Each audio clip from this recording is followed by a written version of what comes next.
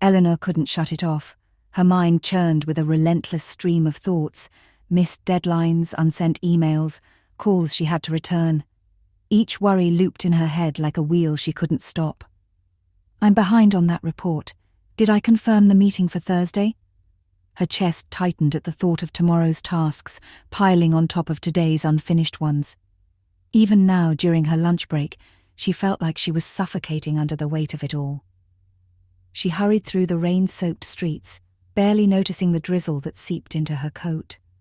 Her feet moved as though drawn by an invisible force, pulling her away from the office, though she had no idea where she was going. The pressure in her head built until it felt like a ticking clock, counting down to some inevitable crash. When she finally looked up, her eyes fell upon an old bookshop tucked between the grey stone buildings. Miss Sophia's bookshop, the teal sign read. Through the window, she saw the soft glow of a fire, the promise of warmth and quiet. Without thinking, she pushed open the door, desperate for something she couldn't quite name. The soft chime of a bell greeted her, and as she stepped inside, the world seemed to shift. The hum of her thoughts softened in the warm air, scented with books and freshly brewed tea. The shop was as cozy as it was quiet, with dark wooden shelves stretching toward the ceiling, lined with books of every kind. In the corner, a fire crackled gently in the hearth, its amber glow dancing across the wooden floor. Eleanor took a deep breath for the first time in what felt like days, the tension in her chest loosening slightly. Yet the buzzing in her mind remained, insistent and unyielding. "Welcome, my dear," came a gentle voice. Eleanor turned to see an elderly woman behind the counter, her silver hair swept into a loose bun, and her eyes twinkling with warmth. She smiled as though she already understood what had drawn Eleanor in. "You look like someone who could use a little peace." Eleanor let out a soft, nervous laugh. "You could say that. It's been a stressful time."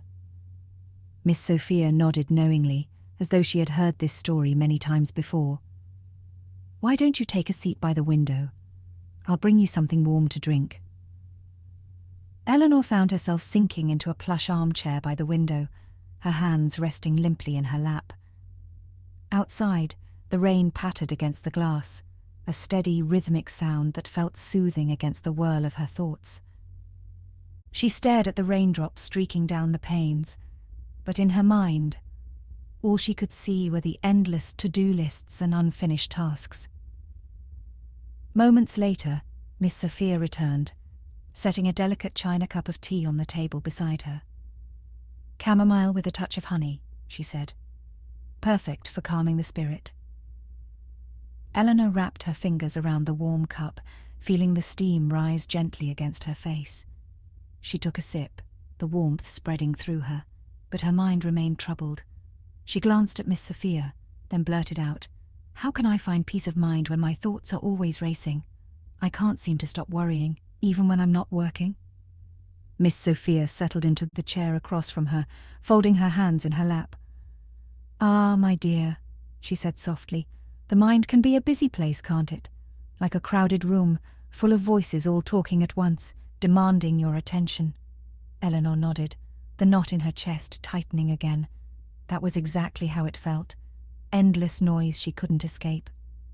"But peace of mind," Miss Sophia continued gently, "doesn't come from stopping all those voices. It comes from learning to step back and let them be, without letting them take over." She reached into her pocket and pulled out a small leather-bound journal, the kind that looked as though it had held many secrets over the years. "This is for you," she said, placing it in Eleanor's hands. Eleanor opened it, feeling the smoothness of the pages beneath her fingers. On the first page, written in elegant, flowing script, were the words, "Breathe, my dear." Miss Sophia smiled kindly. "Each evening, when the day feels too heavy, sit quietly and write. Write every worry, every thought, every little thing that keeps your mind running. Let the paper hold it for you so you can rest. You don't have to carry it all yourself, not all the time." Eleanor blinked, a warmth spreading through her chest. It was such a simple idea, yet it felt like something she had been waiting to hear for a long time. "But won't my mind just fill up with more thoughts afterward?" she asked, her voice barely above a whisper. Miss Sophia chuckled softly. "Oh, most likely," she said. "But that's all right. Peace isn't the absence of thoughts, my dear. It's learning to let them come and go, like the rain outside that comes and goes without troubling the earth too much." Eleanor glanced out at the rain again, feeling a strange sense of calm wash over her. "I never thought of it that way," she murmured. Miss Sophia placed a warm hand on Eleanor's. "Start small," she said kindly. 5 minutes a day. Just sit, breathe, and let the world be. You'll find that, little by little, your mind will follow your heart, and peace will find its way to you. Eleanor clutched the journal to her chest, feeling as though a weight had been lifted, if only slightly. She sipped her tea, the warmth spreading through her, and for the first time in weeks, she felt a flicker of something she had thought was lost: hope. As she stood to leave, the rain having lightened into a gentle mist, she turned to Miss Sophia. "Thank you," she said sincerely. "I think this is exactly what I needed."